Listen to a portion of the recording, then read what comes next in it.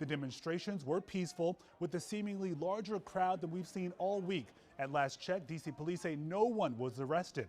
And those people out there stayed focused on the message. Simply put, they are sick and tired of being sick and tired of explaining why Black Lives Matter, and they want to see real change. Now, one of those messages in D.C. tonight is draped over the White House fence at 16th and 8th Streets. Our Eric Flack has been all over downtown Washington tonight. He joins us live. And what's it like at this late hour, Eric? Hey, Lorenzo, definitely a less packed crowd at times, especially when you go way up 16th Street, more like a street fair at times. A very positive vibe, still carrying a very serious message, and that is that they will not stand for racial injustice, racial inequality, or police brutality. This enormous Black Lives Matter banner hung here just tonight. Many people coming by, taking pictures in front of it to mark this historic moment and their participation in it.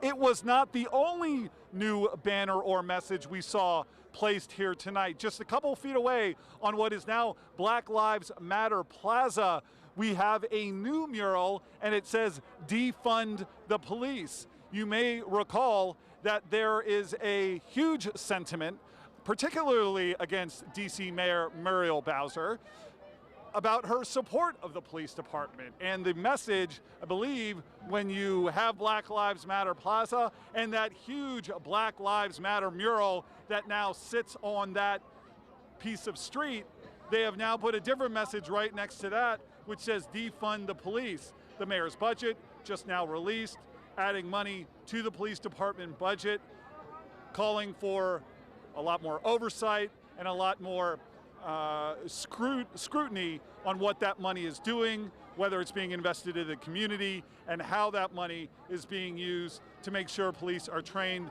and don't over-enforce things like stop and frisk on African Americans here in Washington, D.C.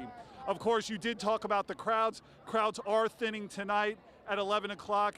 On previous nights, it has been much more packed than this, which leads to the question, what will tomorrow look like in Washington, D.C.? As you know, a huge amount of streets across this city blocked off today. We have learned from MPD tonight, no street closures planned for tomorrow, possibly indicating what sort of a crowd they're expecting. We will see. Lorenzo? Yeah, Eric, these protesters not letting up on day 8 of these protests in our city now. All right, Eric, thank you.